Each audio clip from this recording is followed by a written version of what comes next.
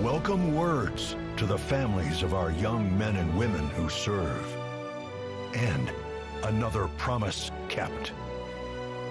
He started by strengthening our military, then traveled the world, meeting with our allies, and even with our main adversaries, just so they understood that America's strength and resolve was back. Because that's what a strong commander-in-chief does. And it led to a stable world at peace and our troops safe. Today, a different story. Our enemies smelled weakness, then set the world on fire. Putin saw it, then invaded Ukraine. Hamas saw it, then started a war in the Middle East.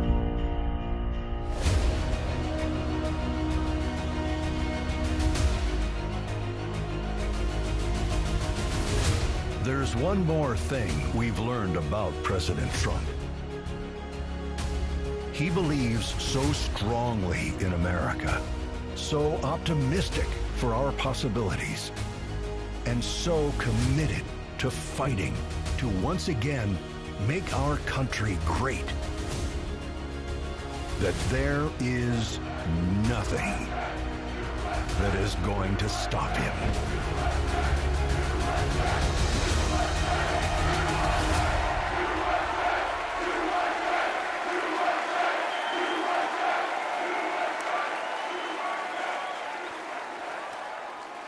Ladies and gentlemen, please welcome Kid Rock.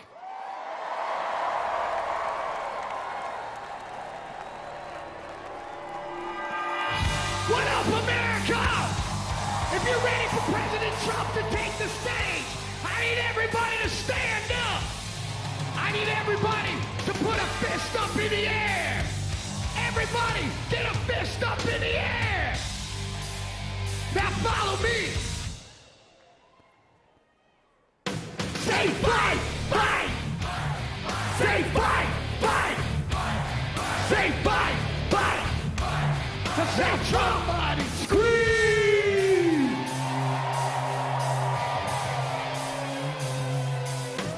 The devil without a cause.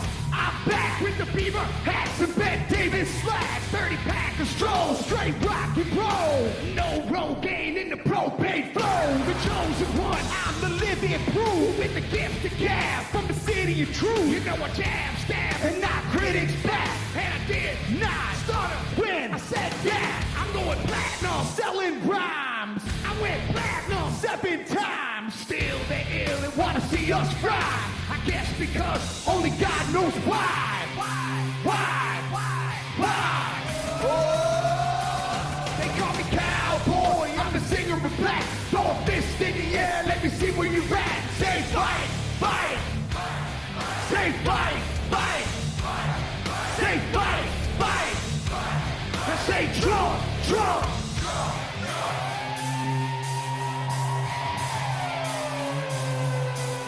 I like ACDC and ZZ Top. Bocephus beasties and the kings of rock. Skinner, Seeger, Lynn, Corn, the Stones. David Allen Coe and the No-Show Jones. Yeah, pass that bottle around. Got the rock from Detroit, the soul from Motown. The underground, straight Detroit pimp. With tracks to Mac and slap back to back. Never gain no pay, I don't play with ass. Well, watch me rock with Liberace Flash. Punk rock the Clash, boy bands are trash. I like Johnny Cash and Grandmaster Flash. Flash, flash, flash.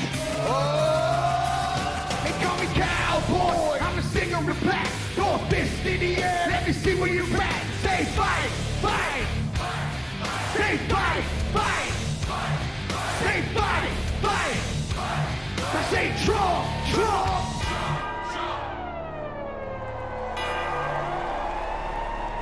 I'm an American badass. Watch me, kid. You can roll and rock, or you can. I'm the ultimate. I'm like Amazing Grace. I'm gonna rock and roll. Never rock this place. All super fly. Living double wide. Psychom alive. The big John can ride. They'll sack to share. Bringing flash to flare. Got the long hair swinging, middle finger in the air. 65 should fail. See me ride and sin and hit a rebel yell. I won't live to tell. So if you do, rock for freedom and rock for truth. Who knew I'd blow like Oklahoma, Florida, Georgia, Arizona? Smell the aroma and check my hits. I know it stinks in here, cause Trump's the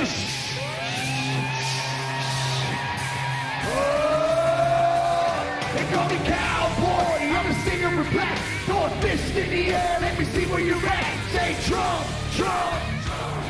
Say Trump, Trump. Say Trump, Trump. Say Trump, Trump. I need to hear you louder than that. One more time.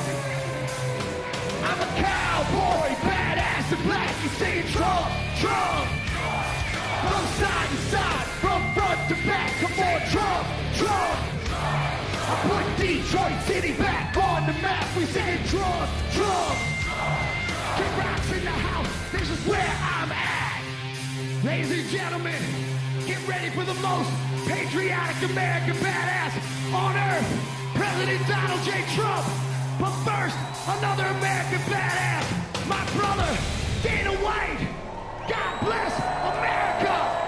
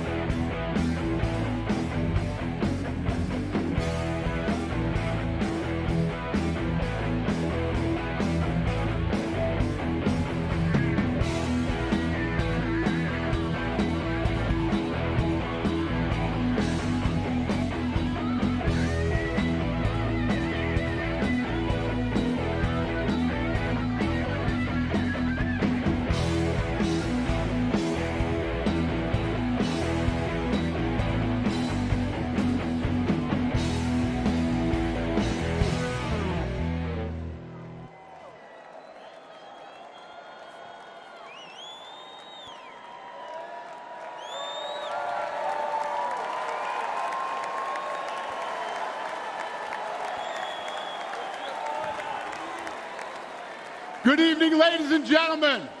I am Dana White. I am the CEO and president of the Ultimate Fighting Championship. So 2 weeks ago, I got a call from President Trump asking me if I'd be willing to speak tonight. As usual, there was no pressure, no demands. He asked me as a friend, and of course I said yes. Then, after I accepted his offer, he sent me a text message, and I just want to read to you a little piece of what President Trump wrote to me. Dana, I'm so honored that you will be doing the introduction at the National Republican Convention. Think of it as the biggest fight you ever had, a fight for our country and even the world. I only wish you didn't have to interrupt your family trip, but I hope they understand, they love you, and they know how important this is. Now think about this. This man's running for president of the United States. He's fighting for the future of this country, and he's concerned about interrupting my family trip. That's the President Trump that I know, a man who truly cares about people. The mainstream media likes to push the narrative that he doesn't care about anyone but himself. I absolutely know that's not the truth, because I've been friends with this guy for 25 years. And for the people who know me, they'll know this is true. I just want to make something very clear. Nobody in the Trump campaign has ever told me what to say. Nobody tells me what to say, and I'm nobody's puppet.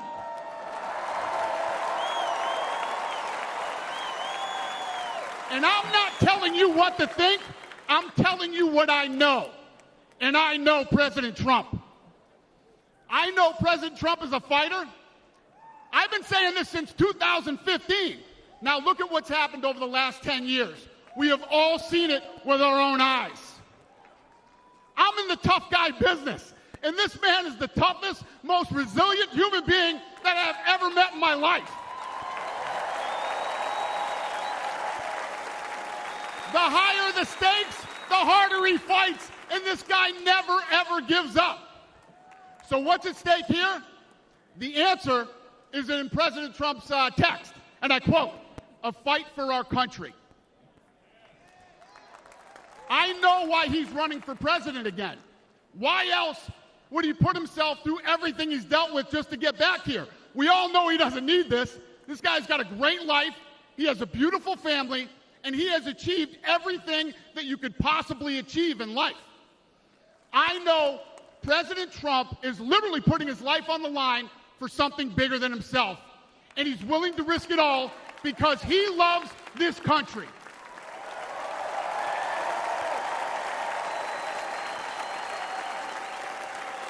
And I know he wants what's best for the American people, all American people.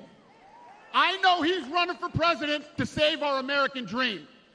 I'm living the American dream, and I know the American dream is very real. Whether you were born in this country or came here from someplace else, this is the last real land of opportunity. President Reagan once said, "Government's first duty is to protect the people, not run their lives." And if you're buried in government red tape, how will you ever start your own business? If you're struggling to pay your bills, how can you ever afford to start a family? And if you don't feel safe in your own town, why would you ever buy a house? I know that President Trump is fighting to save the American dream, and that's what's at stake in this election. We are choosing who we want to lead us in this fight.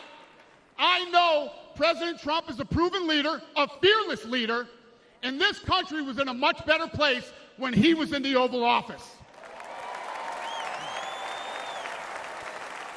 In my mind, the choice is clear. But this election, we all get to choose. I know I'm going to choose strength and security. I know I'm going to choose opportunity and prosperity. I know I'm going to choose real American leadership and a real American badass.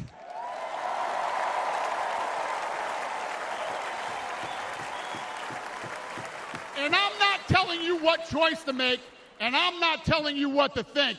I'm telling you what I know.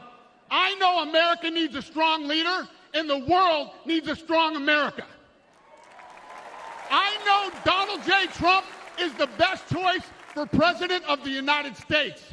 My fellow Americans, it is my honor to introduce the 45th and soon-to-be 47th President of the United States, Donald J. Trump.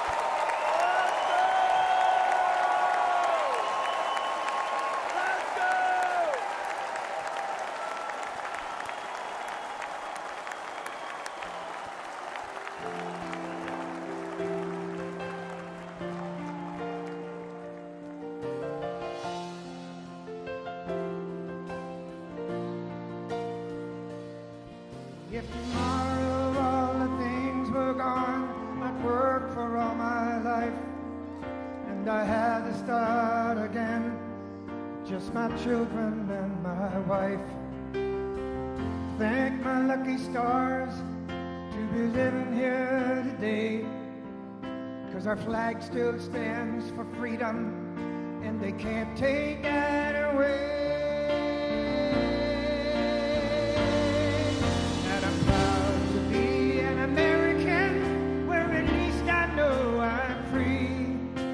I won't forget the men who died, who gave that right to me, and I gladly stand up next to you and defend her still today, 'cause there ain't no doubt I love this land. Sing it.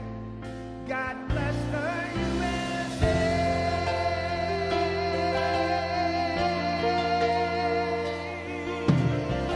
Yeah. Oh.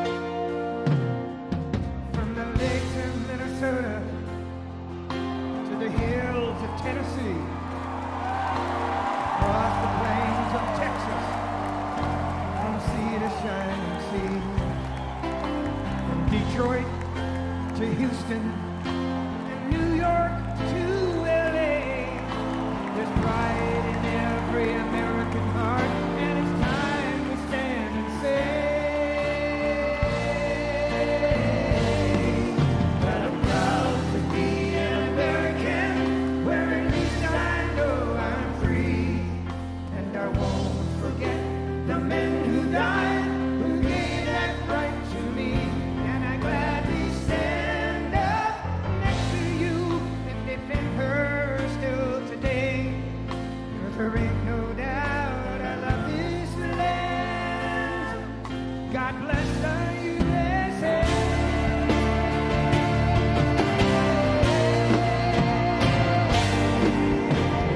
I'm proud to be an American, where at least I know I'm free. And I won't forget the men who died, who gave that right to me. And I gladly stand up next to you and defend her still today. 'Cause there ain't no doubt I love this land. God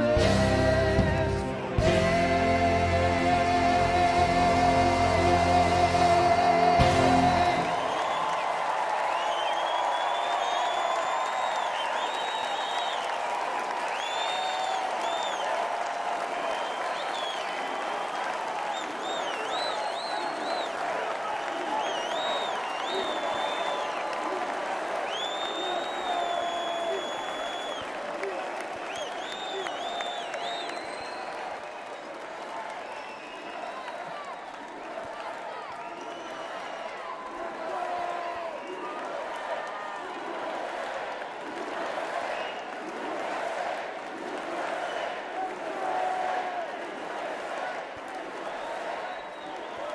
Thank you very much. Thank you very, very much. Wow. And thank you, Dana. Thank you, Kid Rock, sometimes referred to as Bob. And thank you, Lee, right from the beginning. Thank you very much. What a talent. What a beautiful, beautiful soul. Thank you. Friends, delegates, and fellow citizens, I stand before you this evening with a message of confidence, strength, and hope. 4 months from now, we will have an incredible victory, and we will begin the 4 greatest years in the history of our country. Together, we will launch a new era of safety, prosperity, and freedom for citizens of every race, religion, color, and creed. The discord and division in our society must be healed. We must heal it quickly. As Americans, we are bound together by a single fate and a shared destiny. We rise together or we fall apart. I am running to be president for all of America, not half of America, because there is no victory in winning for half of America. So tonight, with faith and devotion, I proudly accept your nomination for President of the United States. Thank you.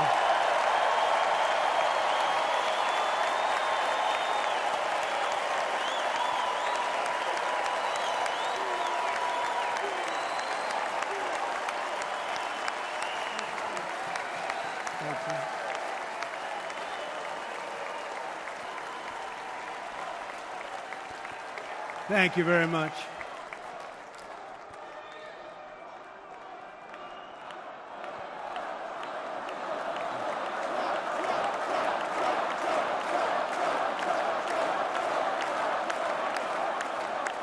Thank you very much.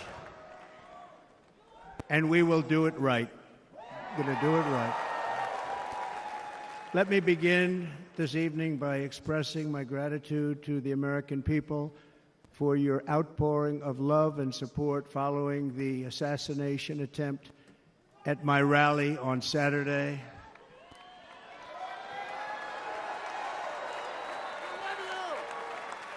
As you already know, the assassin's bullet came within a quarter of an inch of taking my life. So many people have asked me, what happened? Tell us what happened, please. And therefore, I will tell you exactly what happened, and you'll never hear it from me a second time because it's actually too painful to tell. It was a warm, beautiful day in the early evening in Butler Township in the great Commonwealth of Pennsylvania. Music was loudly playing, and the campaign was doing really well. I went to the stage, and the crowd was cheering wildly. Everybody was happy. I began speaking very strongly, powerfully, and happily because I was discussing the great job my administration did on immigration at the southern border. We were very proud of it.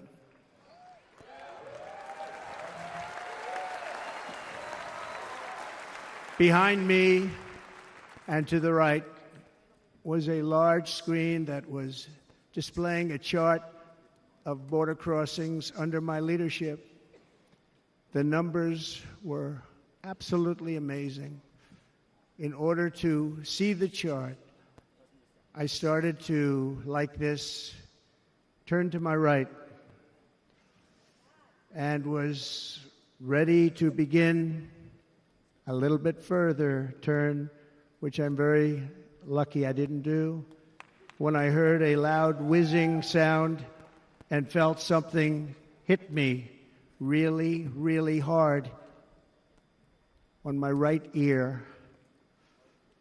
I said to myself, wow, what was that? It can only be a bullet. And moved my right hand to my ear, brought it down.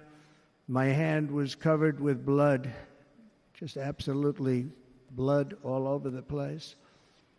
I immediately knew it was very serious, that we were under attack, and in one movement proceeded to drop to the ground.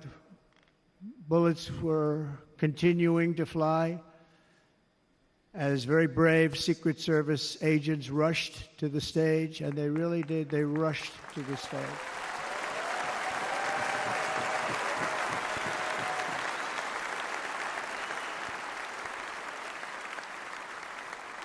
These are great people at great risk, I will tell you, and pounced on top of me so that I would be protected. There was blood pouring everywhere, and yet, in a certain way, I felt very safe because I had God on my side. I felt that.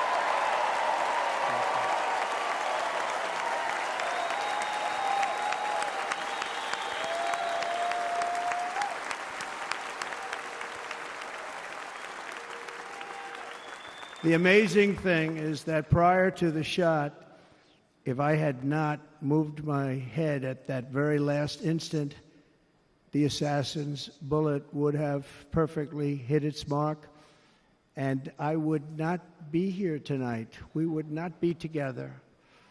The most incredible aspect of what took place on that terrible evening in the fading sun was actually seen later. In almost all cases, as you probably know, and when even a single bullet is fired, just a single bullet, and we had many bullets that were being fired, crowds run for the exits or stampede, but not in this case. It's very unusual.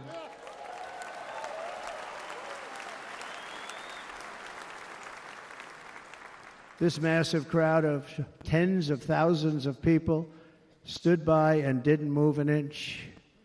In fact, many of them bravely but automatically stood up looking for where the sniper would be. They knew immediately it was a sniper, and then began pointing at him. You can see that if you look at the group behind me. That was just a small group compared to what was in front. Nobody ran, and by not stampeding, many lives were saved. But that isn't the reason. that they didn't move. The reason is that they knew I was in very serious trouble. They saw it. They saw me go down. They saw the blood and thought, actually, most did, that I was dead. They knew it was a shot to the head. They saw the blood. And there's an interesting statistic. The ears are the bloodiest part. If something happens with the ears, they bleed more than any other part of the body. For whatever reason, the doctors told me that. And I said, why is there so much blood? He said, it's the ears. They bleed more. So we learned something, but they just,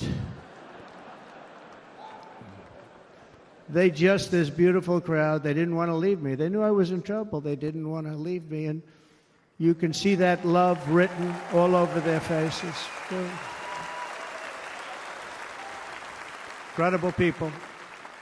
They're incredible people. Bullets were flying over us, yet I felt serene. But now the Secret Service agents were putting themselves in peril. They were in very dangerous territory. Bullets were flying right over them, missing them by a very small amount of inches. And then it all stopped.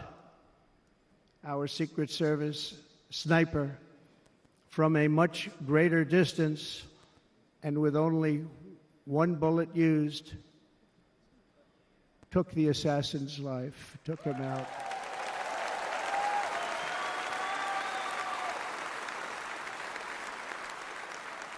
I'm not supposed to be here tonight.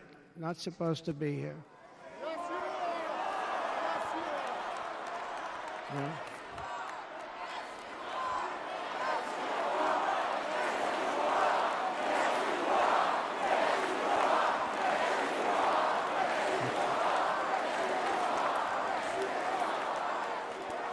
Thank you.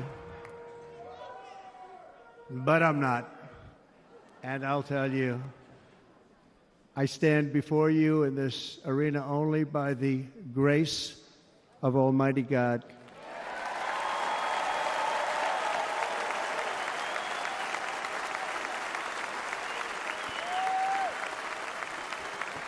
In watching the reports over the last few days, many people say it was a providential moment.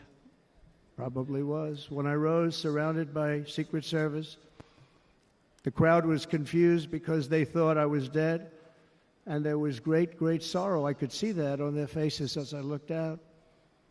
They didn't know I was looking out. They thought it was over. But I could see it, and I wanted to do something to let them know I was okay. I raised my right arm, looked at the thousands and thousands of people that were breathlessly waiting, and started shouting, "Fight, fight, fight."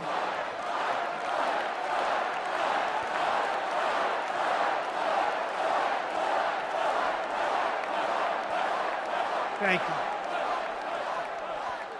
you. Once my clenched fist went up, and it was high into the air. You've all seen that. The crowd realized I was okay and roared with pride for our country like no crowd I have ever heard before. Never heard anything like it.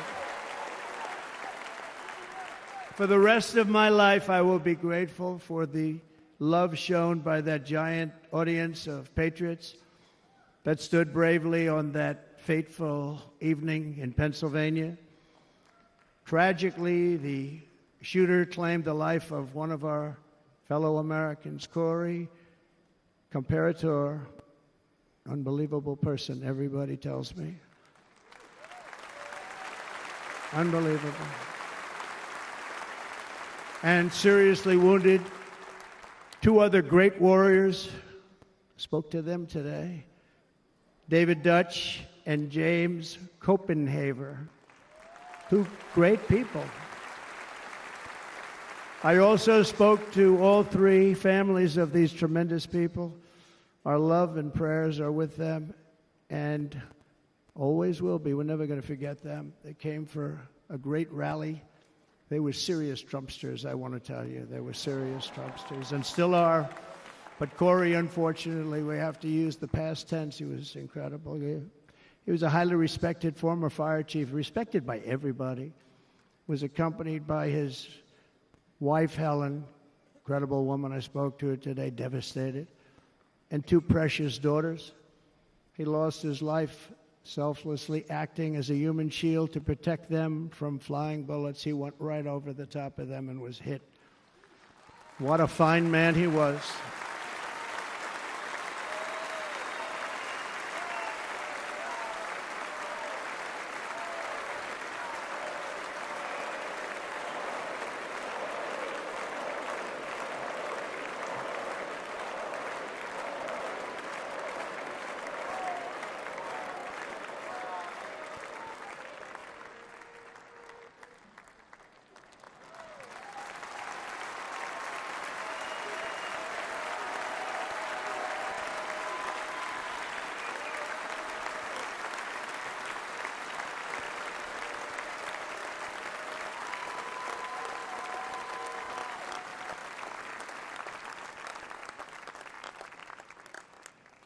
I want to thank the fire department and the family for sending his helmet, his outfit, and it was just something, and they're going to do something very special when they get it. But we did something which cannot match what happened, not even close. But I am very proud to say that over the past few days, we've raised $6.3 million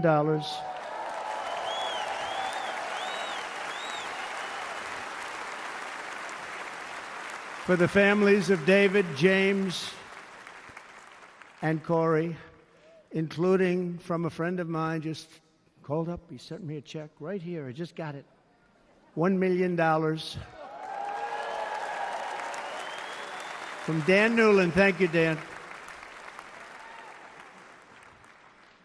And again, when speaking to the family, I told them, I said, well, I'm going to be sending you a lot of money, but it can't compensate. They all said the same thing. You're right, sir. We appreciate so much what you're doing, but nothing can take the place in the case of Corey. And the other two, by the way, they were very, very seriously injured, but now they're doing very well. They're going to be okay. They're going to be doing very well.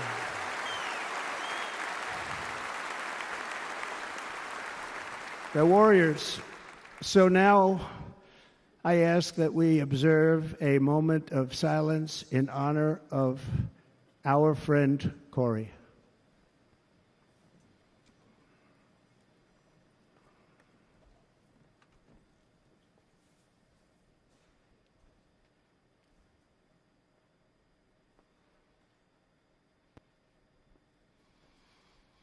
There is no greater love than to lay down one's life for others. This is the spirit that forged America in her darkest hours, and this is the love that will lead America back to the summit of human achievement and greatness. This is what we need. Despite such a heinous attack, we unite this evening more determined than ever. I am more determined than ever, and so are you. So is everybody in this room.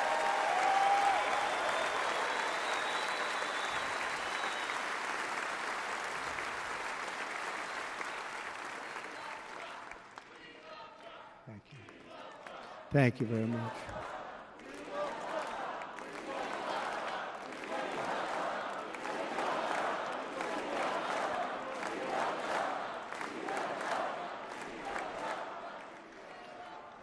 Our resolve is unbroken and our purpose is unchanged to deliver a government that serves the American people better than ever before.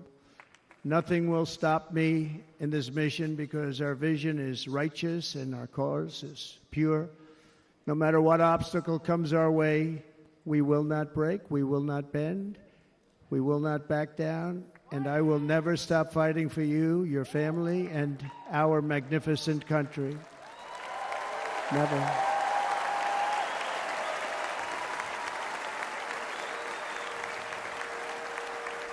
And everything I have to give with all of the energy and fight in my heart and soul, I pledge to our nation tonight. Thank you very much. I pledge that to our nation.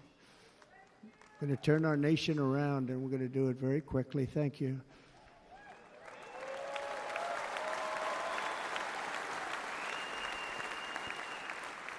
This election should be about the issues facing our country and how to make America successful, safe, free, and great again.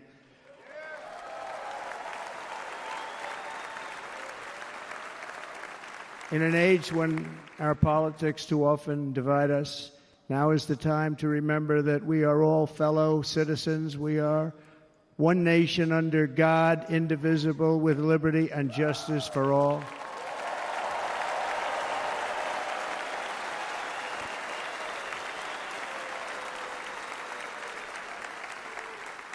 And we must not criminalize dissent or demonize political disagreement, which is what's been happening in our country lately at a level that nobody has ever seen before.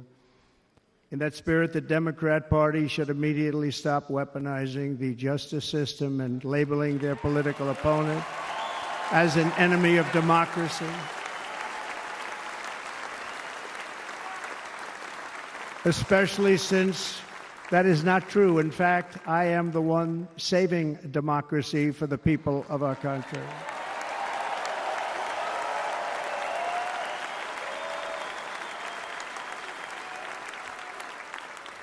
And very big news, as you probably just read, on Monday a major ruling was handed down from a highly respected federal judge in Florida, Eileen Cannon, finding that the prosecutor and the fake documents case against me were totally unconstitutional, and the entire case was thrown out of court.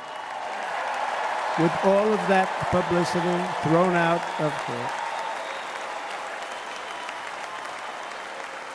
If Democrats want to unify our country, they should drop these partisan witch hunts, which I have been going through for approximately 8 years.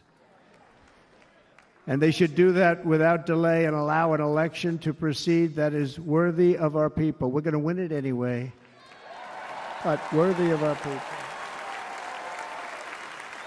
On this journey, I am deeply honored to be joined by my amazing wife, Melania.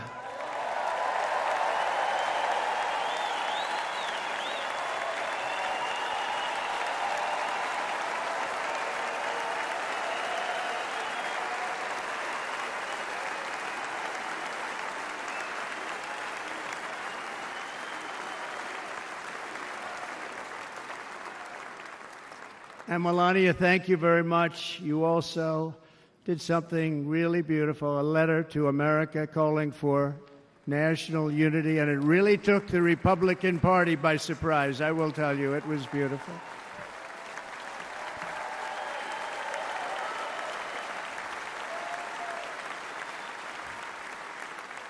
In fact, some very serious people said that we should take that letter and put it as part of the Republican platform. That would be an honor, wouldn't it? Right, Mr. Congressman? But it captivated so many, so I also want to thank my entire family for being here. Don, Kimberly, Ivanka and Jared, Eric and Lara, Tiffany and Michael, Barron. We love our Barron.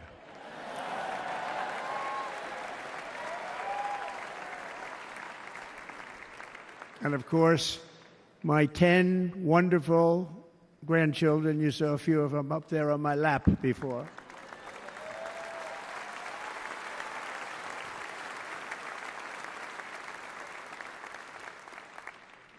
And how good was Dana? Was Dana good? I mean, was he good?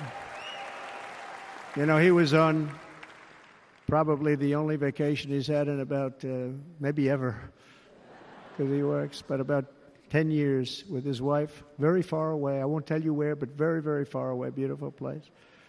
And my people called, and he said, I won't be able to do it. This is many, many years. I promised my wife I can't do it. And they came in, they said, Dana won't be able to do it, because he was my first, second, and third choice. I said, well, that's too bad, but I understand he's away, and it's good. It's good for him. And that was it. About 30 minutes later, she came back in, sir, Dana just called. He's going to do it. And his wife, she said, you can't turn him down. You just can't do it. You have to go. That's a good wife.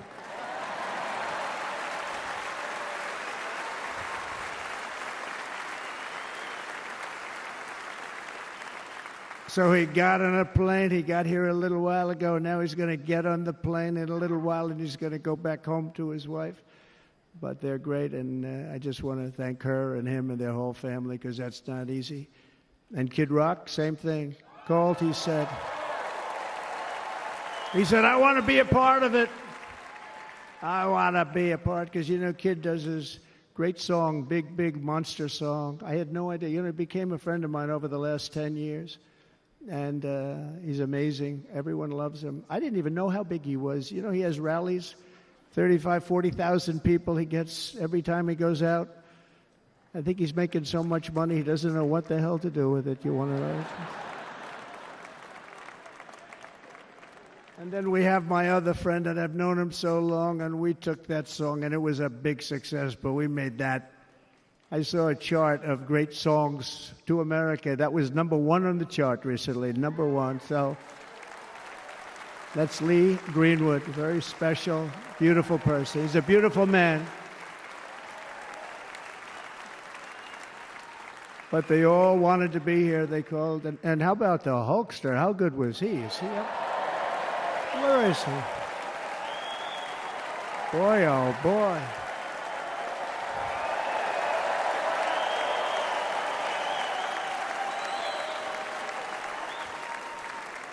You know, they may call that entertainment. I know about entertainment, but when he used to lift a 350-pound man over his shoulders and then bench press him 2 rows into the audience, I say maybe entertainment, but he is one strong son of a gun. I will tell you, I watched it many times. There aren't a lot of entertainers that can do that, right? You were fantastic. Thank you very much. Followed by Eric. What was that all about? Boy, that was good. I didn't want to really come up here. But he was so great, and he's such a good young man. He went through a lot of trouble, and Don last night was incredible. He went through so much trouble. They got subpoenaed more than any people probably in the history of the United States. Every week they get another subpoena from the Democrats, crazy Nancy Pelosi, the whole thing, just boom, boom, boom. They've got to stop that because they're destroying our country.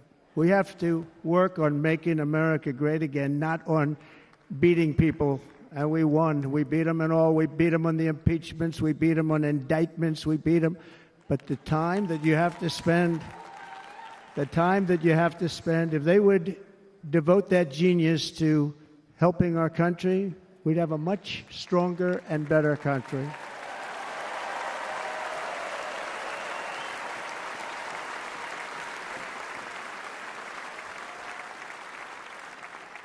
And Jason, the biggest star in country music. Jason, thank you for being here. Jason, thank you very much. Jason Aldean, he's good. I like his wife even better, by the way. She's here. Thank you, Jason. But I'm thrilled to have a new friend and partner fighting by my side. The next Vice President of the United States, the current Senator from Ohio, J.D. Vance, and his incredible wife, Usha.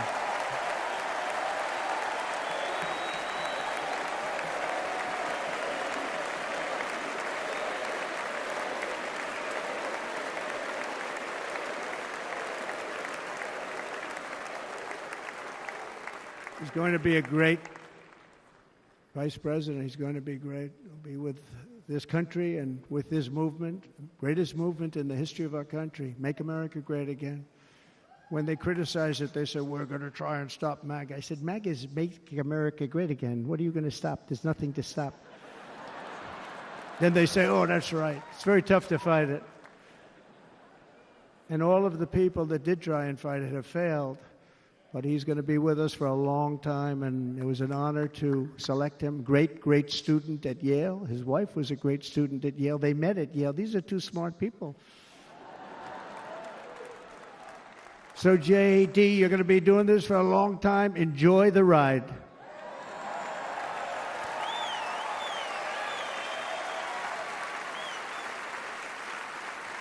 And a very special thank you to the extraordinary people of Milwaukee and the great state of... Oh, there they are. There they are. You are so easy to spot. And Green Bay's going to have a good team this year, right? They're going to have a good team. They're going to have a good team. Most of the audience doesn't like it, but it's true. You're going to have a very good team this year. And by the way, Wisconsin, we are spending over $250 million here creating jobs and other economic development all over the place. So I hope you will remember this in November and give us your vote. I am trying to buy your vote. I'll be honest about that.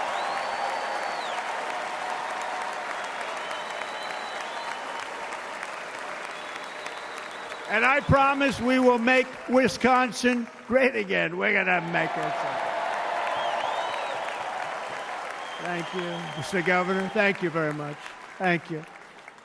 I'm here tonight to lay out a vision for the whole nation, to every citizen, whether you're a young or old man or woman, Democrat, Republican, or independent, black or white, Asian or Hispanic. I extend to you a hand of loyalty and of friendship. Together we will lead America to new heights of greatness like the world has never seen before. We were right there in the first term. We got hit with COVID. We did a great job. Nobody knew what it was, but nobody's ever seen an economy pre-COVID. And then we handed over a stock market that was substantially higher than just prior to COVID. Coming in, did a great job. Never got credit for that. We got credit for the war and defeating ISIS and so many things, the great economy, the biggest tax cuts ever, the biggest regulation cuts ever, the creation of Space Force, the rebuilding of our military. We did so much. We did so much. Right to try. Right to try is a big deal. We got right to try. They were trying to get that for 52 years. Somebody's terminally ill. And hopefully there's nobody in this audience, but it does happen a lot. They're terminally ill and they can't use our new space-age drugs and other things that we are way ahead. We have the greatest doctors in the world, the greatest laboratories in the world, and you can't do it. They've been trying to get that approved for 52 years. Wasn't that easy? The insurance companies didn't want to do it. They didn't want the risk. The labs didn't want to do it because if it didn't work, people are pretty far down the line toward death. They didn't want to do it. The doctors didn't want to have it on their records, so I got everybody into an office. 52 years they tried. Sounds simple, but it's not. And I got them to agree that somebody that needs it will, instead of going to Asia, Europe, or someplace, or if you have no money going home and dying, just die. We got them to sign an agreement, agree to it, where they're not going to sue anybody. They're going to get all of this stuff. They're going to get it really fast. And what's happened is we're saving thousands and thousands of lives. It's incredible. Right to try. It's a great feeling. Under our leadership, the United States will be respected again. No nation will question our power. No enemy will doubt our might. Our borders will be totally secure. Our economy will soar. We will return law and order to our streets, patriotism to our schools, and importantly, we will restore peace, stability, and harmony all throughout the world. But to achieve this future, we must first rescue our nation from failed and even incompetent leadership. We have totally incompetent leadership. This will be the most important election in the history of our country. Under the current administration, we are indeed a nation in decline. We have an inflation crisis that is making life unaffordable, ravaging the incomes of working and low-income families, and crushing, just simply crushing our people like never before. They've never seen anything like it. We also have an illegal immigration crisis, and it's taking place right now as we sit here in this beautiful arena. It's a massive invasion at our southern border that has spread misery, crime, poverty, disease, and destruction to communities all across our land. Nobody's ever seen anything like it. Then there's an international crisis, the likes of which the world has seldom been part of. Nobody can believe what's happening. War is now raging in Europe and the Middle East.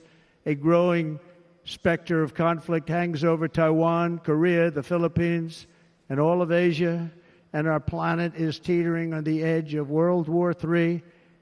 And this will be a war like no other war because of weaponry. The weapons are no longer army tanks going back and forth shooting at each other. These weapons are obliteration.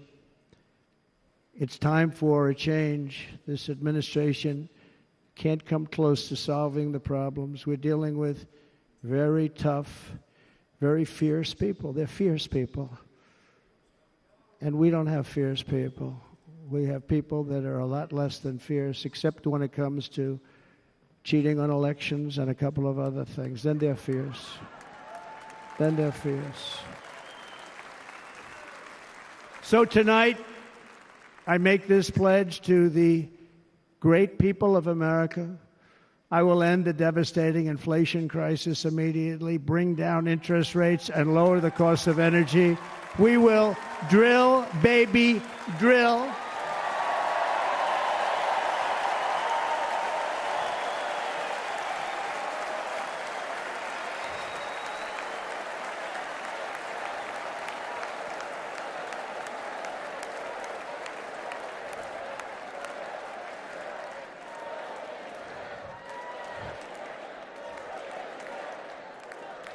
Can you believe what they're doing?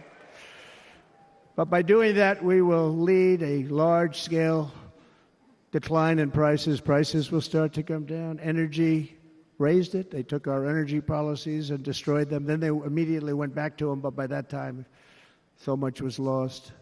But we will do it at levels that nobody's ever seen before, and we'll end lots of different things. We'll start paying off debt and start lowering taxes even further. We gave you the largest tax cut. We'll do it more. You know, people don't realize I brought taxes way down, way down, and yet we took in more revenues the following year than we did when the tax rate was much higher. Most people said, how did you do that? Because it was incentive. Everybody was coming to the country. They were bringing back billions and billions of dollars into our country. The companies made it impossible to bring it back. The tax rate was too high, and the legal complications were far too great. I changed both of them, and hundreds of billions of dollars by Apple and so many other companies were brought back into our nation, and we had an economy the likes of which no nation had ever seen. China, we were beating them at levels that were incredible. And they know it. They know it. We'll do it again, but we'll do it even better.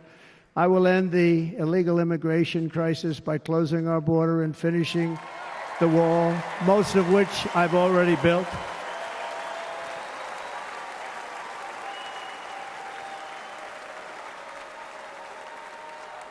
On the wall, we were dealing with a very difficult Congress.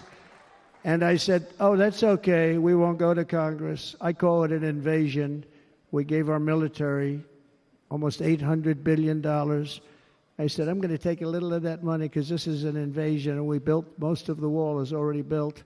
And we built it through using the funds because what's better than that? We have to stop the invasion into our country that's killing hundreds of thousands of people a year. We're not going to let that happen. I will end every single international crisis that the current administration has created, including the horrible war with Russia and Ukraine, which would have never happened if I was president, and the war caused by the attack on Israel, which would have never happened if I was president. Iran was broke. Iran had no money. Now Iran has $250 billion. They made it all over the last 2.5 years. They were broke. I watched the other day on a show called Deface the Nation. Has anyone seen it? And they had a congressman who was a Democrat say, well, whether you like him or not, Iran was broke dealing with Trump. I told China and other countries, if you buy from Iran, we will not let you do any business in this country, and we will put tariffs on every product you do send in of 100% or more. And they said to me, well, I think that's about it. They weren't going to buy any oil. And they were ready to make a deal. Iran was going to make a deal with us. And then we had that horrible, horrible result that we'll never let happen again. The election result, we're never going to let that happen again. They used COVID to cheat. We're never going to let it happen again. And they took off all the sanctions, and they did everything possible for Iran. And now Iran is very close to having a nuclear weapon, which would have never happened. This is a shame what this administration, the damage that this administration has done. And I say it often. If you took the 10 worst presidents in the history of the United States, think of it, the 10 worst, added them up, they will not have done the damage that Biden has done. Only going to use the term once. Biden. I'm not going to use the name anymore, just one time.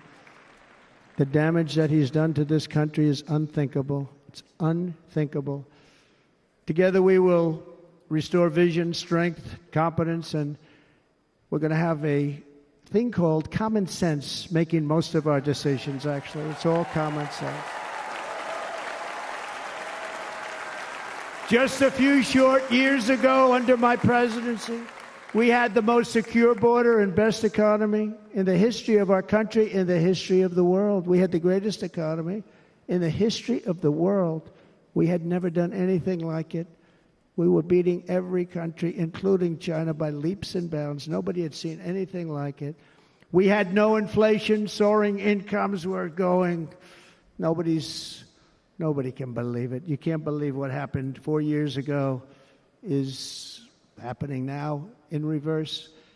And the world was at peace. Inflation has been a killer for our country. No matter what you make it doesn't matter, because inflation is eating you alive. People that were putting away money, they were making great wages, the highest they've ever made, but they were putting away a lot of money. Now they are just being destroyed. They're not putting away anything. They're barely living. They're going into savings accounts. They're taking out their money to live because of inflation. Inflation, remember, it's called a country buster. You can go back to Germany from 100 years ago. You can go back to any country that suffered great inflation. We've suffered the worst inflation we've ever had. But go back and see what's happened to those countries. We've had the worst inflation we've ever had under this person. But in less than 4 years, our opponents have turned incredible success into unparalleled tragedy and failure. It's been a tremendous failure. Today, our cities are flooded with illegal aliens. Americans are being squeezed out of the labor force, and their jobs are taken. And by the way, you know who's taking the jobs that are created? 107% of those jobs are taken by illegal aliens. And you know who's being hurt the most by millions of people pouring into our country? The black population and the Hispanic population, because they're taking the jobs from our black population, our Hispanic population, and they're also taking them from unions. The unions are suffering because of it. Thank you. Thank you. I like you too. Thank you very much. Inflation has wiped out the life savings of our citizens and forced the middle class into a state of depression and despair. That's what it is. It's despair and depression. We cannot and will not let this continue. Less than 4 years ago, we were a great nation, and we will soon be a great nation again. We're going to be a great nation again.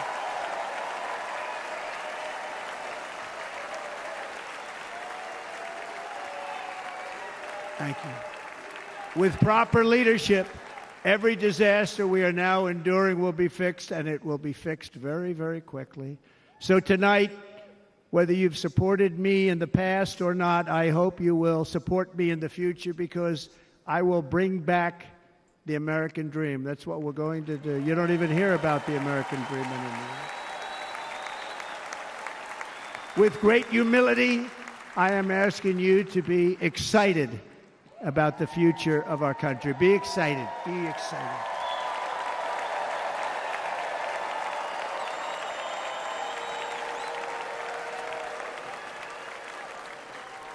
And by the way, the news reports, look at all of those big networks. Look at them. They're all here. But every one of them has said this could be the most organized, best run, and most enthusiastic convention of either party that they've ever seen. Every single one.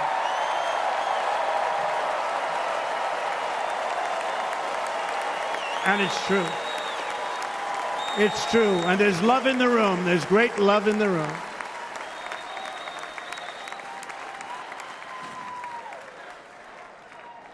So I better finish strong.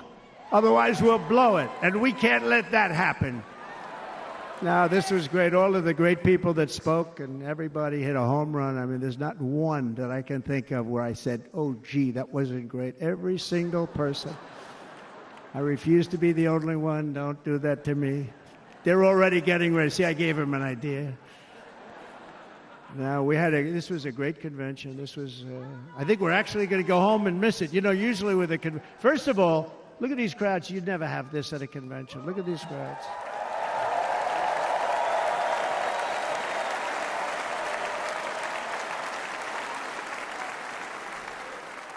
Love. It's about love. This week, the entire Republican Party has formally adopted an agenda for America's renewal, and you saw that agenda.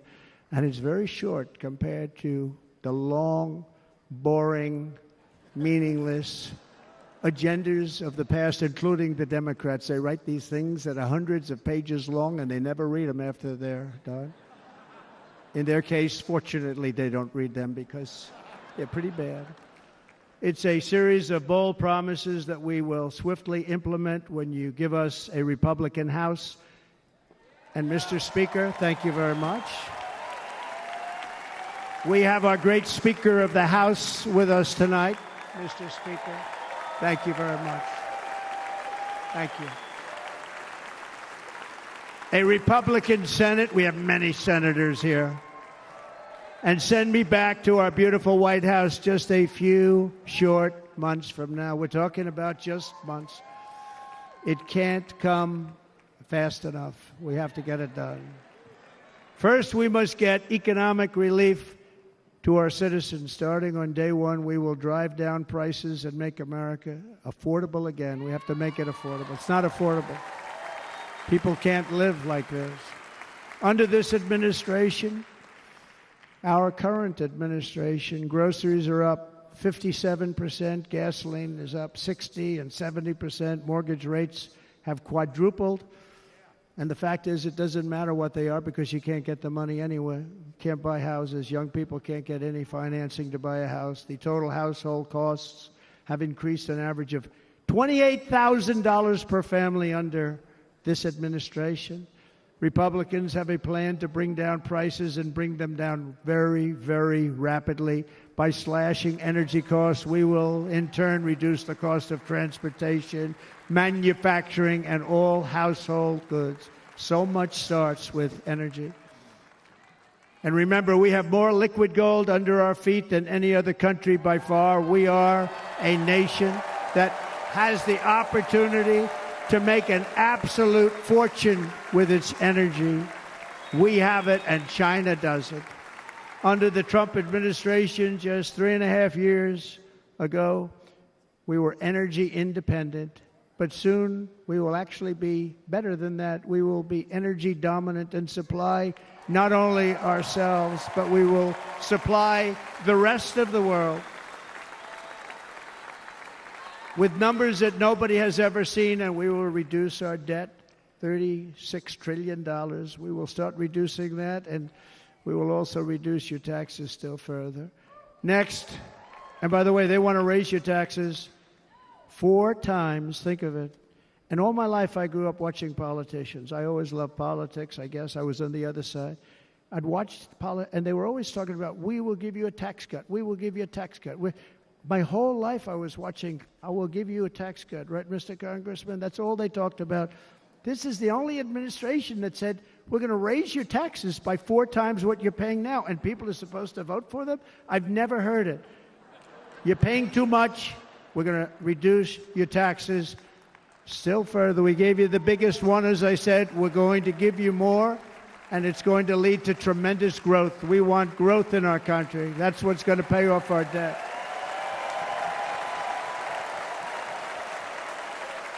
And next, we will end the ridiculous and actually incredible waste of taxpayer dollars that is fueling the inflation crisis. They spent trillions of dollars on things having to do with the Green New Scam. It's a scam. And that's caused tremendous inflationary pressures in addition to the cost of energy.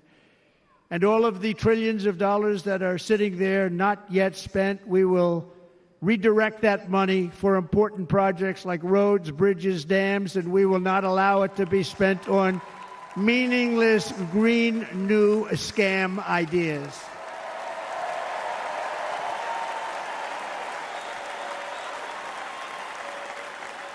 And I will end the electric vehicle mandate on day one.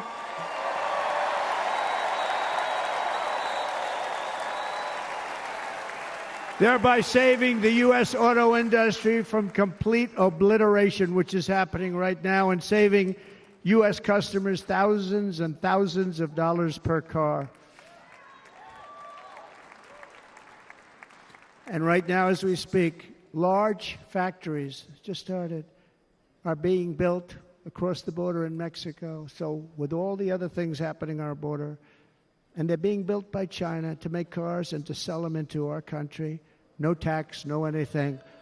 The United Auto Workers ought to be ashamed for allowing this to happen. And the leader of the United Auto Workers should be fired immediately. And every single auto worker, union and non-union, should be voting for Donald Trump, because we're going to bring back car manufacturing and we're going to bring it back fast.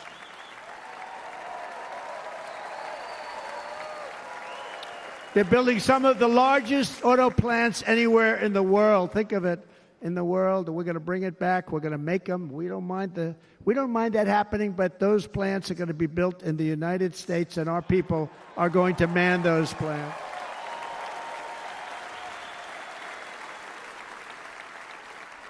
And if they don't agree with us, we'll put a tariff of approximately 100 to 200% on each car, and they will be unsellable in the United States.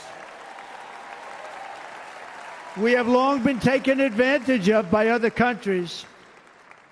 And think of it, oftentimes these other countries are considered so-called allies. They've taken advantage of us for years. We lose jobs, we lose revenue, and they gain everything and wipe out our businesses, wipe out our people. I stopped it for 4 years. I stopped it.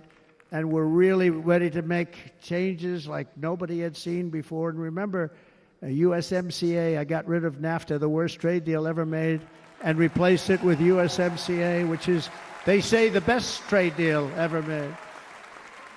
Actually, probably the best trade deal was the deal I made with China, where they buy $50 billion worth of our product. They were buying nothing. They buy $50 billion worth. They had to. But I don't even talk about it because of COVID. I don't even mention it, frankly, because of what happened with the China virus.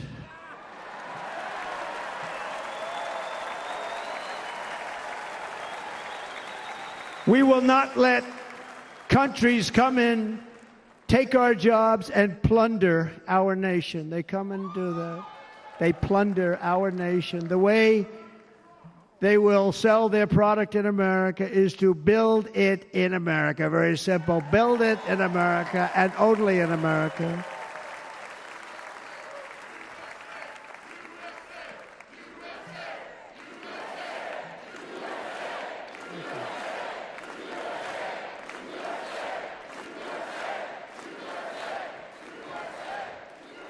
And this very simple formula, and Congress has to go along with us, and they will.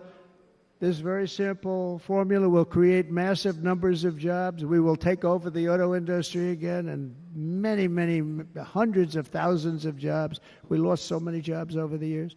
If you go back 20, 25 years, they've stolen, going to China and Mexico, about 68% of our auto industry manufacturing jobs. We're going to get them all back. We're going to get them all back, every one of them. At the center of our plan for economic relief are massive tax cuts for workers that include something else that's turned out to be very popular, actually. Here it's very popular in this building and all those hotels that I saw that are so nice. I'm staying in a nice one. It's called no tax on tips. No tax on tips. No tax on tips.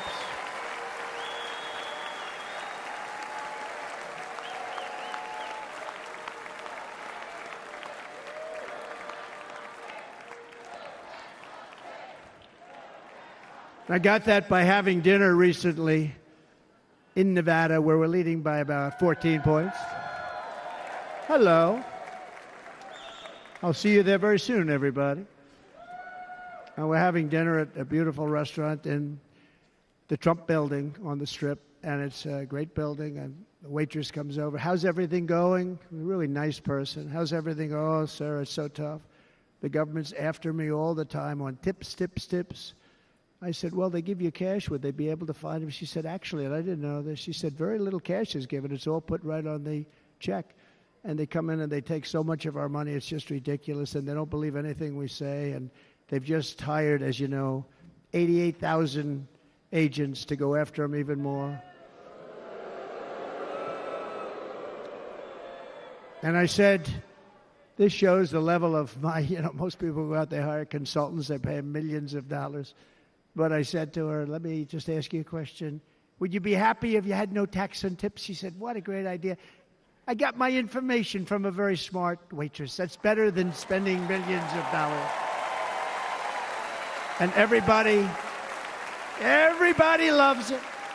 Waitresses and caddies and drivers and everybody. It's a large group of people that are being really hurt badly. They make money, let them keep their money. I'm going to protect Social Security and Medicare. Democrats are going to destroy Social Security and Medicare because all of these people, by the millions they're coming in, they're going to be on Social Security and Medicare and other things, and you're not able to afford it. They are destroying your Social Security and your Medicare. Under my plan, incomes will skyrocket, inflation will vanish completely, jobs will come roaring back, and the middle class will prosper like never, ever before, and we're going to do it very rapidly.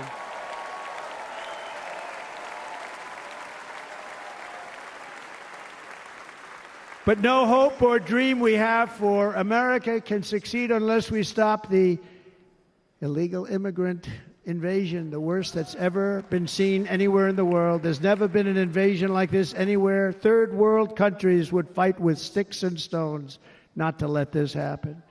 The invasion at our southern border, we will stop it, and we will stop it quickly. You heard Tom Homan yesterday. Tom Homan, put him in charge and just sit back and watch. Brandon Judd, the Border Patrol, he's incredible. These guys, they really, their job is a lot easier if they don't have to do anything, but they want to. They're patriots. Brandon Judd, Border Patrol, ICE. ICE goes out. You have to see what ICE does with MS-13. You have these are probably the worst gang, and ICE goes in there. And I know a lot of people in these rows here, and they're very tough people, but they don't want to do this job. They'll go into a pack of MS-13 killers. They're the worst, probably the worst gangs in the world.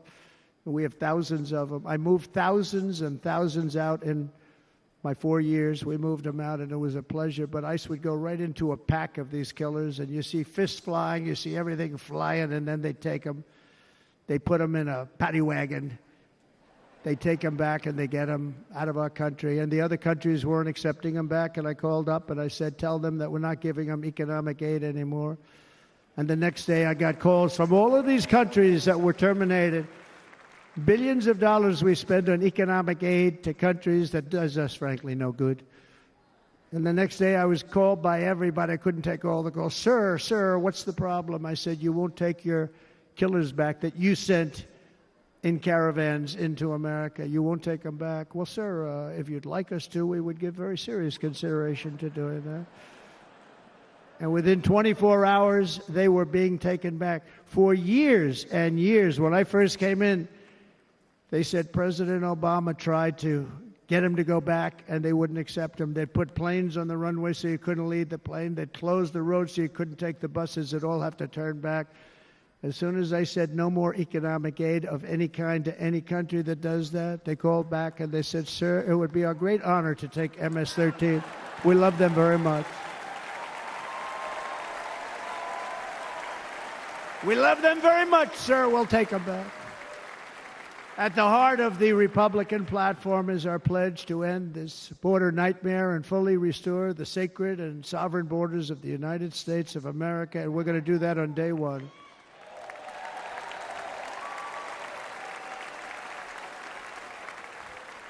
That means two things on day one, right? Drill, baby, drill, and close our borders.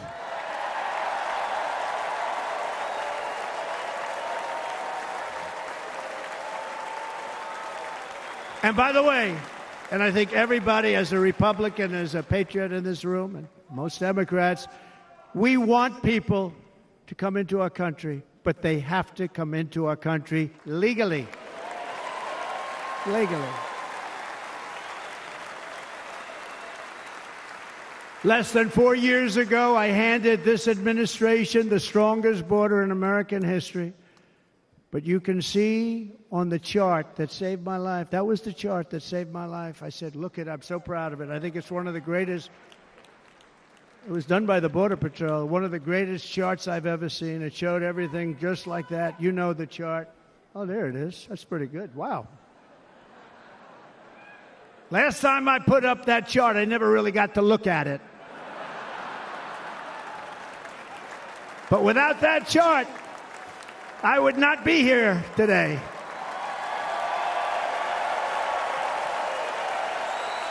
Never got to look at it.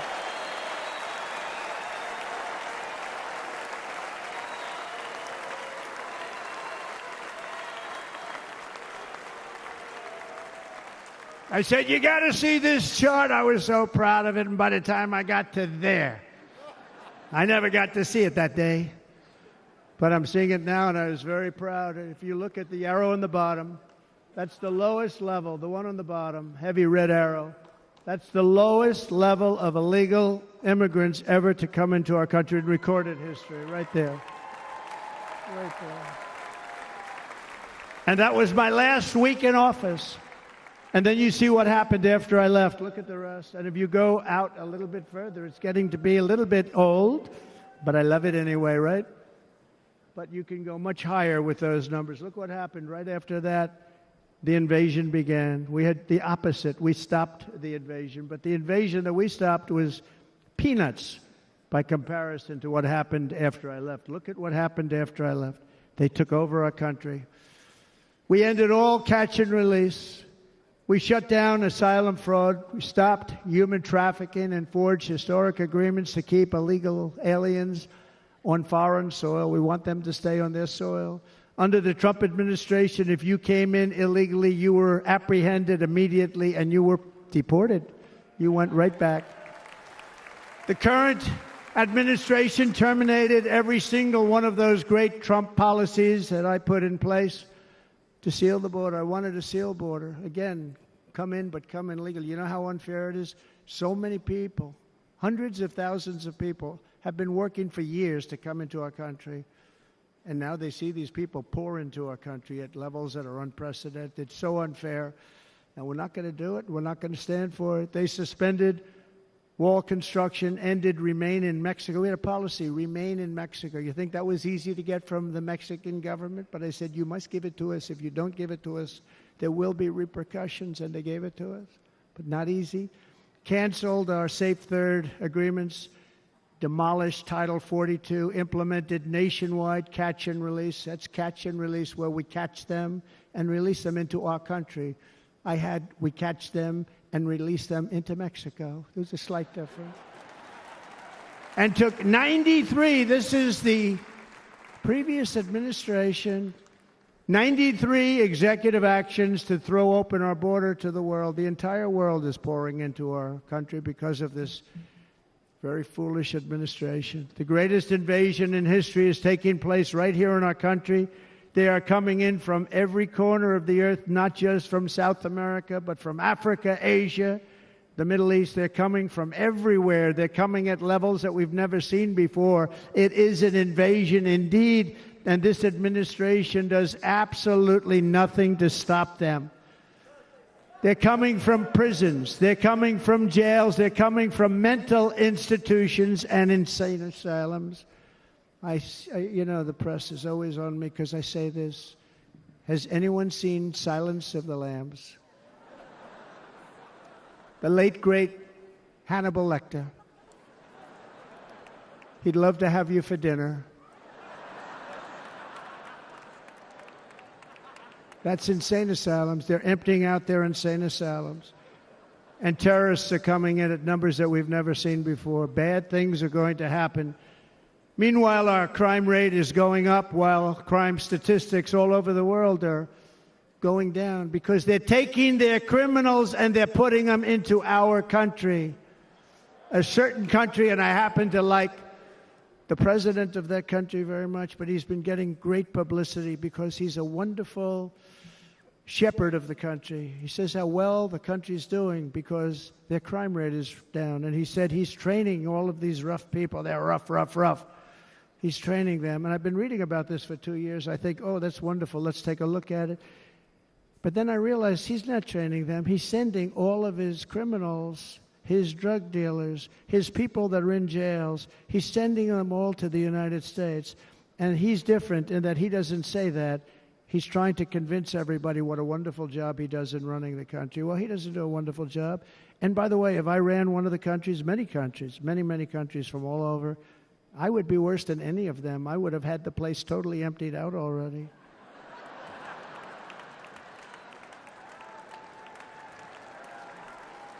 But we become a dumping ground for the rest of the world, which is laughing at us. They think we're stupid.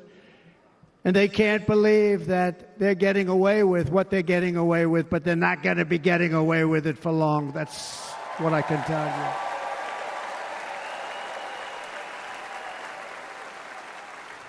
you. In Venezuela, Caracas, high crime. Caracas, Venezuela, really a dangerous place, but not anymore.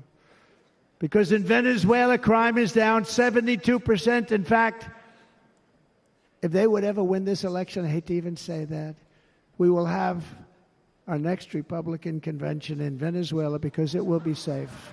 Our cities will be so unsafe, we will not be able to have it there. In El Salvador, murders are down by 70%. Why are they down? Now, he would have you convinced that because he's trained murderers to be wonderful people. No. They're down because they're sending their murderers to the United States of America. This is going to be very bad. And bad things are going to happen, and you're seeing it happen all the time. That's why, to keep our families safe, the Republican platform promises to launch the largest deportation operation in the history of our country. Even larger than that of President Dwight D. Eisenhower from many years ago. You know, he was a moderate, but he believed very strongly in borders. He had the largest deportation operation we've ever had. Just recently, I spoke to the grieving mother of Jocelyn Nungary, a wonderful woman, a precious 12-year-old girl from Houston who last month was tied up, assaulted, and strangled to death after walking to the convenience store just a block away from her house. Her body was dumped near the side of the road in a shallow creek, found by some onlookers who couldn't believe what they had witnessed. Charged with Jocelyn's heinous murder are 2 illegal aliens from Venezuela who came across our border, were in custody, and were then released into the country by this horrible, horrible administration that we have right now. I also met recently with the heartbroken mother and sister of Rachel Morin. Rachel was a 37-year-old mom of 5 beautiful children who was brutally raped and murdered while out on a run. She wanted to keep herself in good shape. It was very important to her. She was murdered. The monster responsible first killed another woman in El Salvador before he was led into America by the White House. This White House let them in. He then attacked a 9-year-old girl and her mother in a home invasion in Los Angeles before murdering Rachel in Maryland. Traveled all throughout the country, doing tremendous damage. Rachel's mother will never be the same. I spent time with her. She will never be the same. I've also met with the wonderful family of Laken Riley, the brilliant 22-year-old nursing student. She was so proud of being first in her class, who was out for a jog on the campus of the University of Georgia when she was assaulted, beaten, and horrifically killed. Yet another American life was stolen by a criminal alien set free by this administration. And these were incredible people we're talking about. These were incredible people who died. Tonight, America, this is my vow. I will not let these killers and criminals into our country.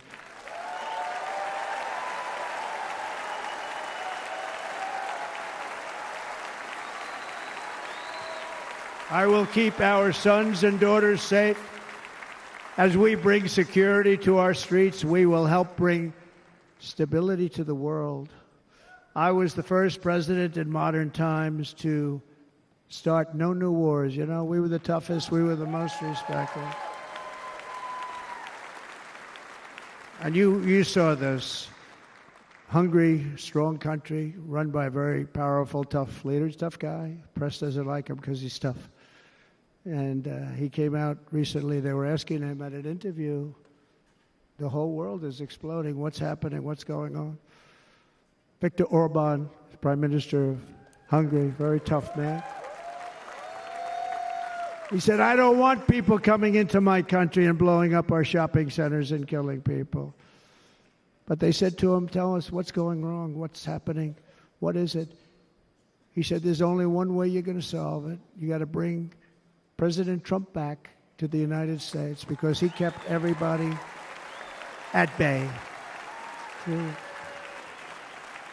He used a word I wouldn't use because I can't use that word, because you'd say it was braggadocious. The press would say he was a braggart. I'm not a braggart.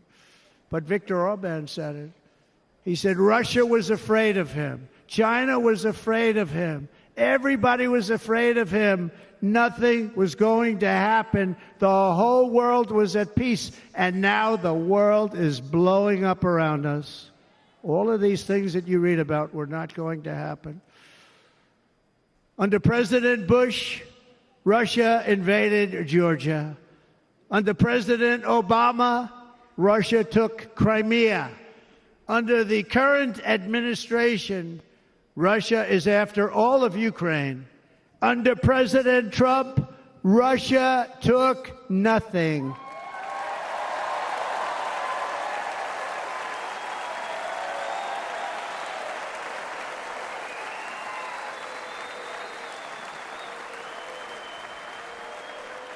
We defeated 100% of ISIS in Syria and Iraq, something that was said to take 5 years, sir. It'll take 5 years, sir.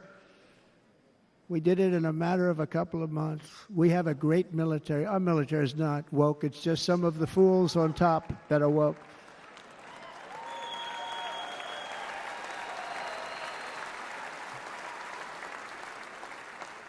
I got along very well. North Korea, Kim Jong-un, I got along very well with him. The press hated when I said that. How could you get along with him? Well, you know, it's nice to get along with somebody who has a lot of nuclear weapons or otherwise, isn't it? See, in the old days, they'd say, that's a wonderful thing. Now they say, how could you possibly do that? But no, I got along with them, and we stopped the missile launches from North Korea. Now North Korea is acting up again, but when we get back, I get along with him. He'd like to see me back, too. I think he misses me, if you want to know the truth. Our opponents inherited a world at peace and turned it into a planet of war. We're in a planet of war. Look at that attack on Israel. Look at what's happening with Ukraine. The cities are just bombed out. How can people live like that where buildings, massive buildings, are falling to the ground? It began to unravel with the disastrous withdrawal from Afghanistan, the worst humiliation in the history of our country. We have never had a humiliation like that. 13 heroic U.S. service members were tragically and needlessly killed. 45 others were horrifically wounded. Nobody ever talks about them. No arms, no legs, face explosions, horrifically wounded. And by the way, we have a man in this room who's running for the U.S. Senate from a great state, Nevada, named Sam Brown, who paid the ultimate price. Thank you, Sam. Thank you, Sam. Thank you. He paid the biggest price probably ever paid by anybody that is running for office, and I think he's going to do great. He's running against a person that is not good, not respected, a total lightweight. But Sam, I think, paid, really, we were talking about it with some of the senators that are working so hard for Sam, but he paid the biggest price of any senator ever to run for the Senate. I don't think anybody's ever what he did. He was a real hero, a really great person, and he's running, and I hope that everybody gets out and votes for Sam Brown.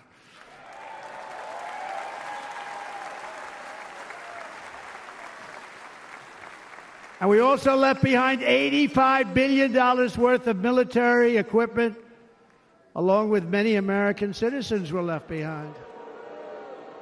Many, many American citizens, emboldened by that disaster. Russia invaded Ukraine. They saw this group of people that were incompetent. We took the soldiers out first. No, we're going to take the soldiers out second. If they would have followed my plan, we had a great plan. But the plan only kicked in if they did everything perfectly, and they weren't doing things perfectly, so we said it doesn't kick in. 18 months in Afghanistan, we didn't have one, so they were killing them left and right, snipers. And I spoke to the head of the Taliban. You've heard this story. Abdul, still there, still the head of the Taliban. The press got on me, why would you speak to him? I said, because that's where the killing is. I don't have to speak to somebody that has nothing to do with it. And I told him, don't ever do that. Don't ever do that again. Don't ever, ever do that again. You've got to stop. Because during the Obama administration, many great people and soldiers, but a lot of soldiers were being killed from long distance. I said, if you keep doing that, you're going to be hit harder than anybody's ever been hit by a country before.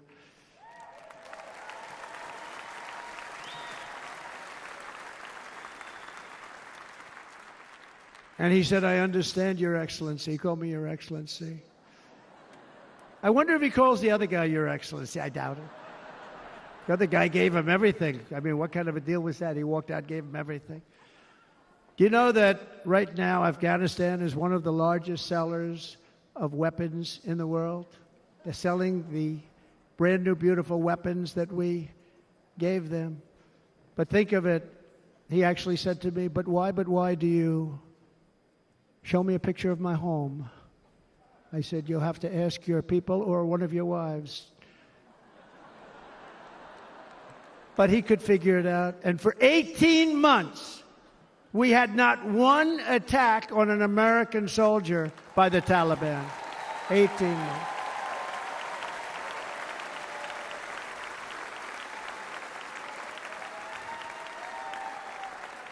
And then we had that horrible day where soldiers were killed. I was not there because of a ridiculous election. But we had that horrible attack. And they also gave up Bagram, one of the biggest bases anywhere in the world, air bases anywhere in the world, the longest runways, most powerful, hardened, thickened runways. We gave it up. And I liked it not because of Afghanistan. I liked it because of China. It's 1 hour away from where China makes their nuclear weapons. And you know who has it now? China has it now. We were keeping that. And now China is likewise circling Taiwan, and Russian warships and nuclear submarines are operating 60 miles off the coast in Cuba. Do you know that? No, the press refuses to write about it. If that were me running this country and we had nuclear submarines in Cuba, I will tell you that headlines every day would be, what's wrong with our president? You don't even hear this. You're not hearing about this. Russia has nuclear submarines and warships 60 miles away, Mr. Congressman, from Miami, by the way, happens to be here. Correct? In Cuba. And that would not be stood for if it were somebody else. They don't want to mention it, but now maybe they will. And the entire world, I tell you this, we want our hostages back, and they better be back before I assume office. Well, you will be paying a very big price.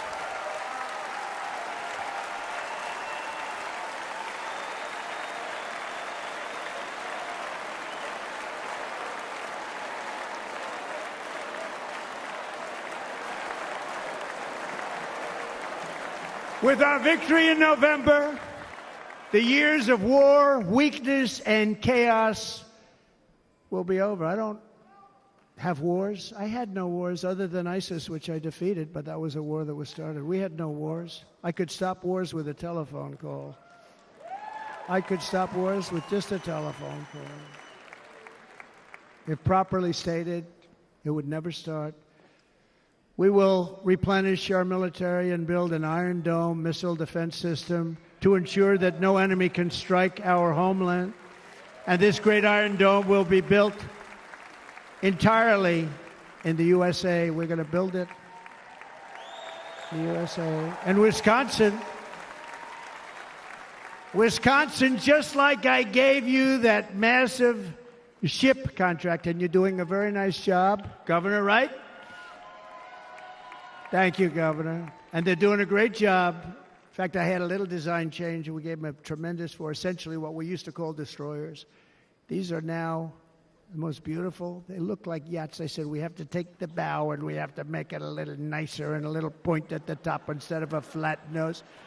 And the people at the shipyard said, this guy sort of knows what he's doing. We have the most beautiful ships, right, Governor? And everybody's sitting over there. And it was a big contract that everybody wanted. I gave it to Wisconsin, but we're going to have a lot of that built right here in the state of Wisconsin and all other states. Israel has an Iron Dome. They have a missile defense system. 342 missiles were shot into Israel, and only one got through a little bit. It was badly wounded. It fell to the ground, but most of them are. And Ronald Reagan wanted this many years ago, but we really didn't have the technology many years ago. Remember, they called it Starship, spaceship, anything to mock him. But he was a very good president, very, very good. But now we have unbelievable technology. And why should other countries have this and we don't? No, we're going to build an Iron Dome over our country, and we're going to be sure that nothing can come and harm our people. And again, from an economic development standpoint, we're going to make it all right here. No more sending it out to other countries in order to help. It's America first. America first. We will unleash the power of American innovation. And as we do, we will soon be on the verge of finding the cures to cancer, Alzheimer's disease, and many other diseases. We're going to get to the bottom of it. You remember this gentleman that I don't want to mention other than one time I had to, because when you say you're the 10 worst, I had to do it.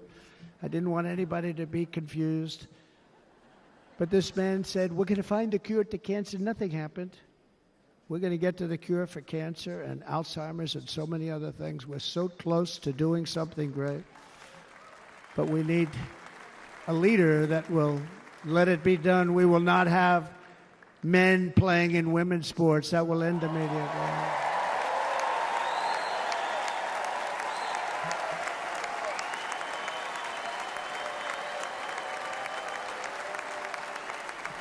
And we will restore and renovate our nation's once great cities, making them safe, clean, and beautiful again.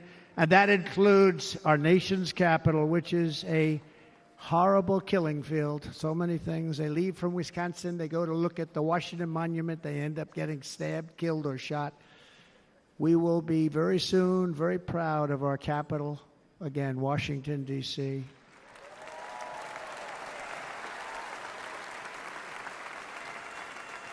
America is on the cusp of a new golden age, but we will have the courage to seize it. We're going to take it. We're going to make it a current. We're going to bring this into a golden age like never seen before. Remember this, China wants to do it. Japan wants to do it. All of these countries want to do it. We have to produce massive amounts of energy if we're going to produce the new.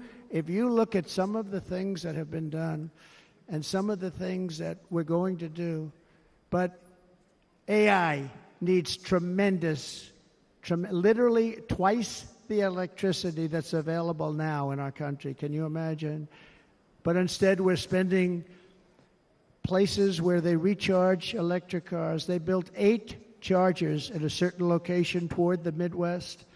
8 chargers for $9 billion. Think of them as a tank for filling up your gas.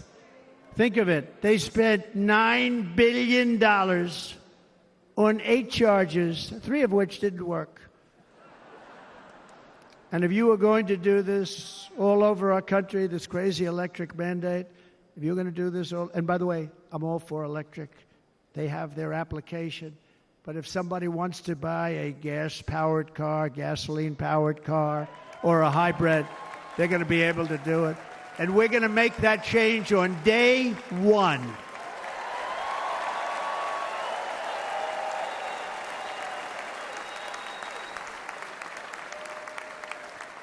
So to conclude, just a few short days ago, my journey with you nearly ended. We know that. And yet, here we are tonight, all gathered together, talking about the future, promise, and a total renewal of a thing we love very much. It's called America.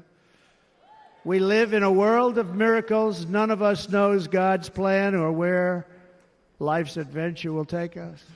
I want to thank Franklin Graham for being here tonight. He's an outstanding man. He wrote me a note recently. I have a lot of respect for him.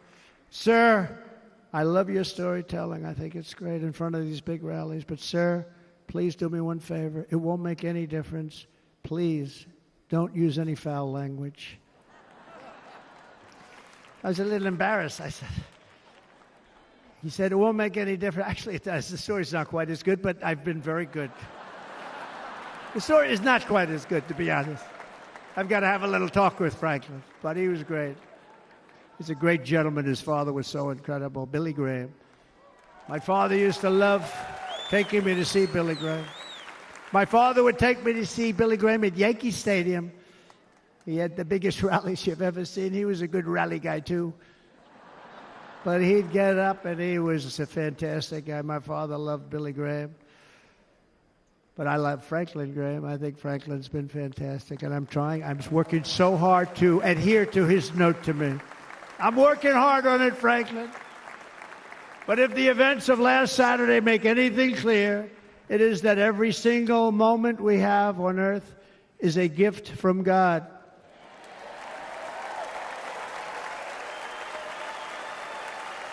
We have to make the most of every day for the people and for the country that we love. The attacker in Pennsylvania wanted to stop our movement, but the truth is the movement has never been about me. It has always been about you. It's your movement. It's the biggest movement in the history of our country by far. Can't be stopped.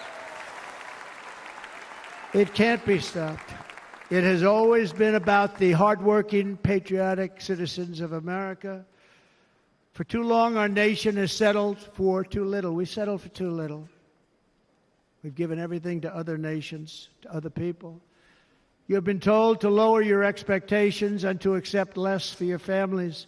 I am here tonight with the opposite message. Your expectations are not big enough. They're not big enough. It is time to start expecting and demanding the best leadership in the world, leadership that is bold, dynamic, relentless, and fearless. We can do that. We are Americans. Ambition is our heritage. Greatness is our birthright. But as long as our energies are spent fighting each other, our destiny will remain out of reach, and that's not acceptable. We must instead take that energy and use it to realize our country's true potential and write our own thrilling chapter of the American story. We can do it together. We will unite. We are going to come together, and success will bring us together.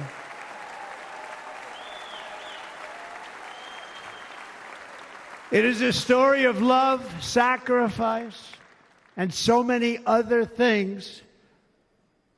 And remember the word, devotion. It's unmatched devotion. Our American ancestors crossed the Delaware, survived the icy winter at Valley Forge, and defeated a mighty empire to establish our cherished republic.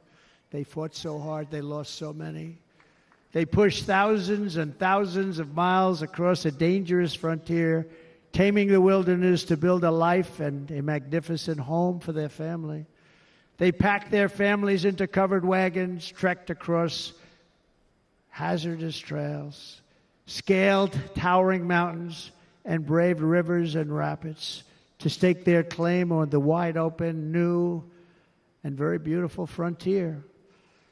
When our way of life was threatened, American patriots marched onto the battlefield, raced into enemy strongholds, and stared down death and stared down those enemies to keep alive the flame of freedom. At Yorktown, Gettysburg, and Midway, they joined the roll call of immortal heroes. So many heroes, so many great, great people. And we have to cherish those people. We can't forget those people. We have to cherish those people.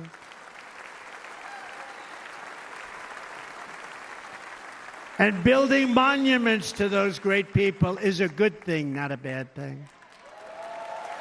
They saved our country. No challenge was too much. No hardship was too great. No enemy was too fierce. Together these patriots soldiered on and endured, and they prevailed because they had faith in each other, faith in their country, and above all, they had faith in their God.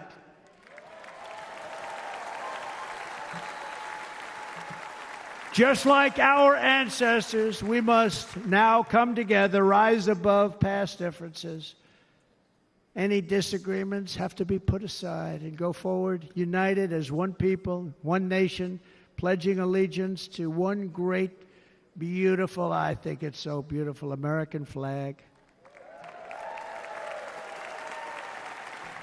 Tonight I ask for your partnership, for your support, and I am humbly asking for your vote. I want your vote. It's going to make our country great again. Every day I will strive to honor the trust you have placed in me, and I will never, ever let you down. I promise that. I will never let you down. To all of the forgotten men and women who have been neglected, abandoned, and left behind, you will be forgotten no longer. We will press forward, and together we will win, win, win.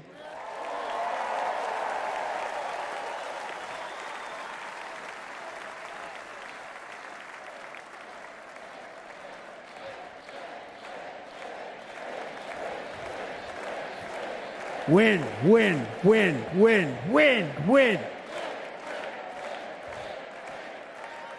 Nothing will sway us. Nothing will slow us, and no one will ever stop us. No matter what dangers come our way, no matter what obstacles lie in our path, we will keep striving toward our shared and glorious destiny, and we will not fail. We will not fail.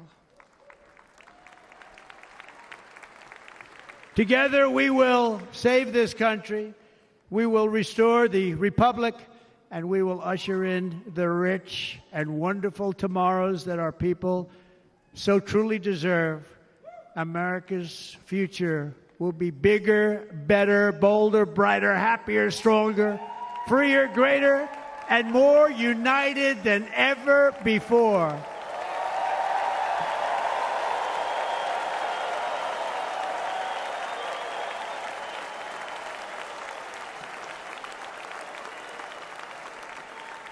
And quite simply put, we will very quickly make America great again. Thank you very much. Thank you very much, Wisconsin. God bless you. God bless you, Wisconsin, and God bless the United States of America, our great country. Thank you very much, everybody. Thank you.